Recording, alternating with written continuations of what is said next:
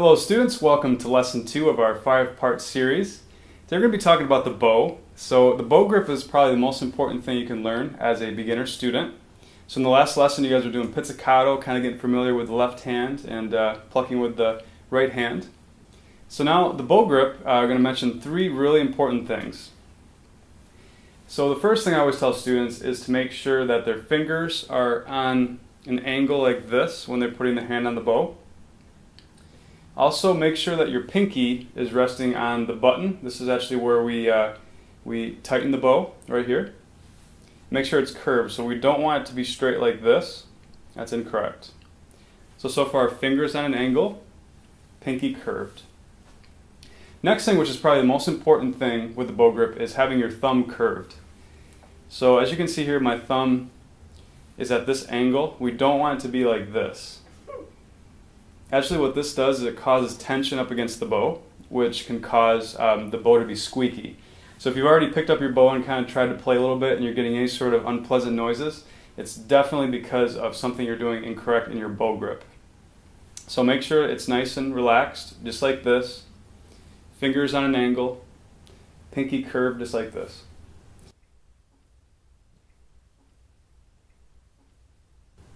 So the goal basically with your bow grip is to make sure that there's no tension up against the bow. So I just mentioned that you can do that with the thumb, but you can also do that with your pinky or just in general your whole hand. So if I'm gripping the bow too tight, we're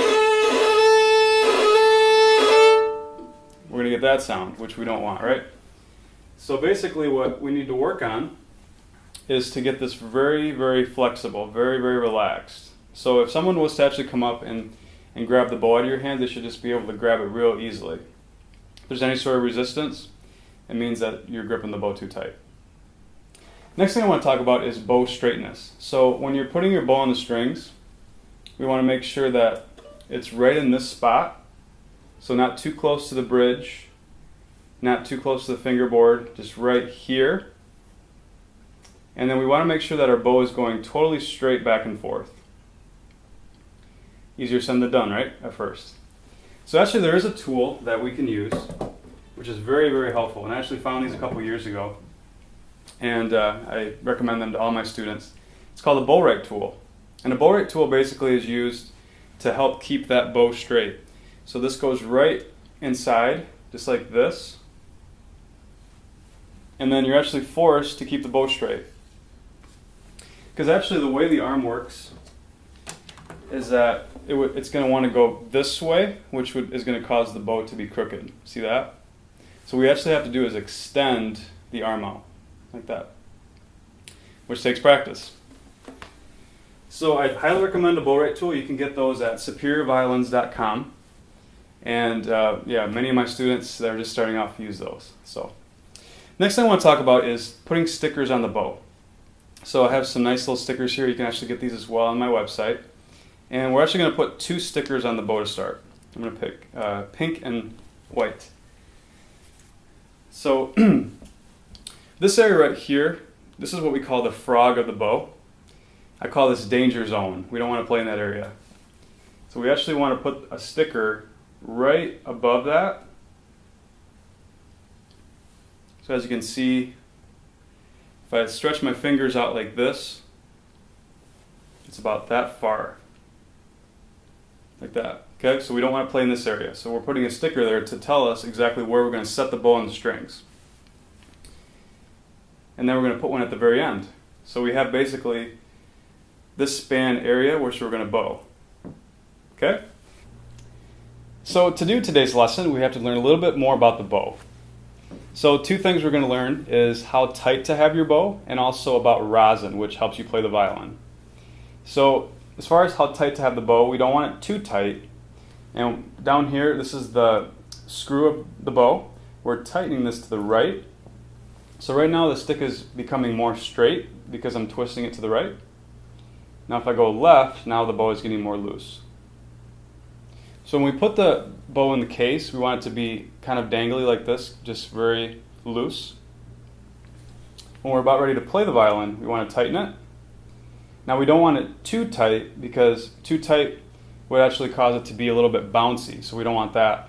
So we want it basically to be, when we're playing, the hair to be as close as you can get to the stick without actually hitting it. So if there's a big gap there between the hair and the stick, that's too tight. So make sure to have that appropriate when you're playing. Next I want to talk a little bit about rosin. So I actually have a couple different rosins here that I've talked about in previous videos. Jade is a really good quality, and this is just more of a basic rosin. But basically it serves the same purpose. It's a sticky film that goes on the bow hair, which causes it to grab the strings. Now if you don't have any rosin on your bow, you're actually going to get a totally silent sound or very wispy sound. So I have rosin on my bow right now, so you won't get it totally silent, but you're going to get that sort of sound if you don't have rosin on your bow. So you have to make sure that you have enough. And basically the way that you can tell is if you take the back of your finger and swipe at the very bottom here, you're going to be able to see how much rosin is on the bow. Now if there's like a white streak, that means you have enough on there. If there's not any, if I don't see anything on my finger, then you don't have enough on. Now if it's totally caked on and it's like a really, really white streak, then there's too much rosin on. And in that case you have to take the back of the horsehair and just kind of flick it, and then you'll get rosin off the bow. Pretty much you want just the appropriate amount, and it's not too hard to put it on. Basically what you do is you just take like a nail file, scratch to kind of get it started. You're going to start to see like a powdery film come to the top, and then you start applying it on the bow. You can also take just the back of the bow and scratch to get it started, and then you'll start to see it kind of going on the bow. And if it doesn't have any rosin on it at all, like if you get the bow for the first time, you're going to have to apply this for about 5 minutes because there's none on there. But after that it takes normally about 10 seconds or so. So now let's grab a violin. Hopefully you have your shoulder rest. Put it on top of your shoulder. Squeeze. Make sure you're holding it with no hands. And way off to the right. Now I want you to set your bow right on the strings. Just like that. Okay, and then I want you to practice playing on the D string, which is this string. Okay, so we're going to actually try to go back and forth.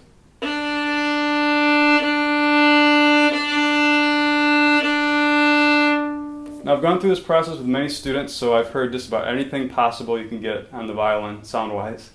If you're getting any sort of bow bounce, that's because you're gripping the bow too tight, so you're not allowing it to go down into the strings. What you should really be thinking of is that the violin is holding onto the bow for us. If I actually put it in the right spot, it actually will balance. I won't be able to do it though. So all we're literally doing is just guiding the bow along. We're just, with this finger, this is the index finger, we're just kind of guiding it very lightly back and forth. Okay, if you do that, you're going to get the sound that you want. Next I want you to notice the speed of my bow. So we don't want to go too fast. That's going to cause a wisp, which we don't want. That also can be because you're too close to the bridge. So we want about this speed.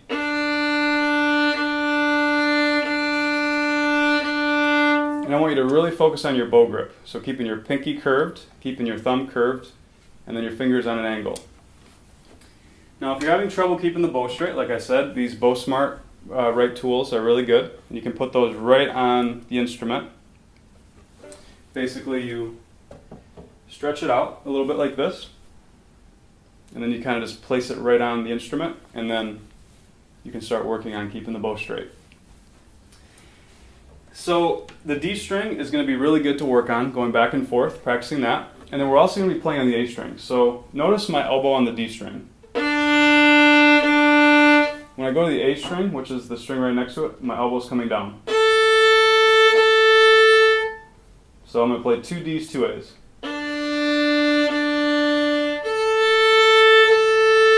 Just like that. And that's actually what we're going to be doing in today's lesson. We're going to be just playing on those 2 strings. And now we're actually going to get Mary Lou and Karen to play with us the couple of songs that we're going to be going through. So I have a bow right tool here. I'm actually going to put this on Mary Lou's instrument. Sorry I choose you, Mary Lou, to do this. That's okay. So as you can see, now Mary Lou has that tool to help her keep the bow straight. So let's go ahead and put our bows on our strings. Okay, and Mary Lou and Karen don't have a sticker on theirs because they've been playing a little bit longer. So we're going to go back and forth. We're going to have a nice speed. And a big thing too I see with beginners is that they don't get to the tip. So this is the tip of the bow. Make sure you're going all the way to the end. All right, let's just play on the D string. Go ahead, guys.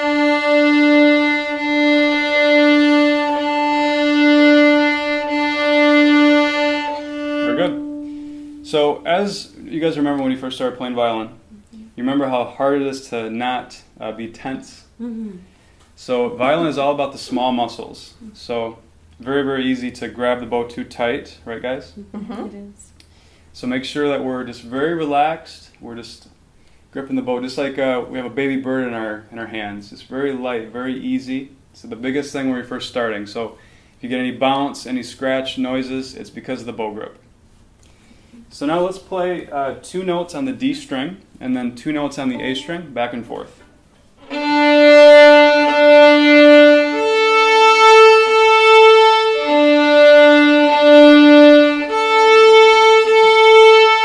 Very good. So I suggest you guys practice that as much as you can for the first couple days. Don't try to get too in depth with playing songs and stuff quite yet. Just try to really get the technique of the bow grip. I'm going to mention it one more time. The 3 important things: pinky at the button, fingers on an angle, and thumb curved. Mary Lou, you sometimes have a banana thumb, right? I do. So let's see your banana thumb. Let's do that. So sometimes we can grip the bow like that. So we want to make sure, just like this, very, very important. I get lots of hassle from that. That's right.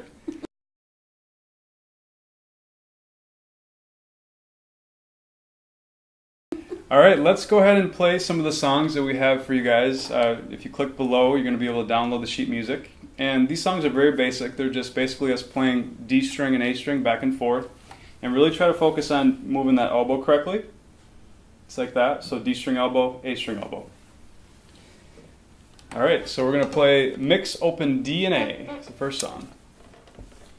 Ready, go. Rest, rest.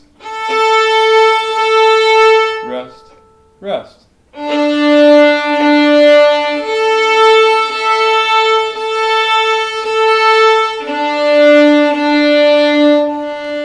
A plus. That was perfect. All right, and then scattered opens is just a little bit trickier going back and forth. Let's try that one. Go.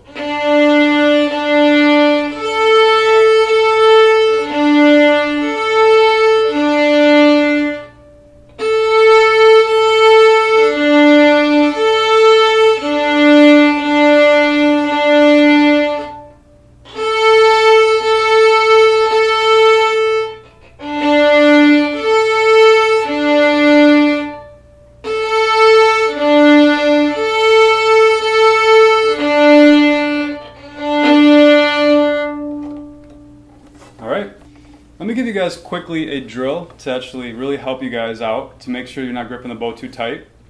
So let's go ahead and set our bow on the strings. Now I want you guys to rock from the G string, which is the farthest, lowest string, over to the E string, which is the smallest string, back and forth, and try to avoid any sort of noise when you're rocking the bow. So at home you're probably doing that and saying, wow, this is a lot of noise. So any sort of noise you're getting means that you're gripping the bow too tight. There's some sort of tension there. And actually what could be happening too is that the shoulder or the arm could be pushing up against the bow as well. So you have to make sure that that's relaxed. So it's all about the small muscles, all about staying relaxed. It's not easy, is it? No. Very good. So that's a good drill to do. So certainly the violin isn't easy. It takes practice. And really the first 5 weeks is going to be you just getting used to the instrument, getting used to the fundamentals. They actually say that the violin is the second hardest instrument to learn. The reason for that is because of all these things we're mentioning, with the technique, the bow grip, different things. So, but don't let that intimidate you. It just takes time. And really those first 5 weeks are the most important. After that, once you get the technique down, it's just like playing any other instrument or doing anything else. So please let me know if you have any questions, rivertownviolin@hotmail.com. And I look forward to seeing you guys in lesson 3.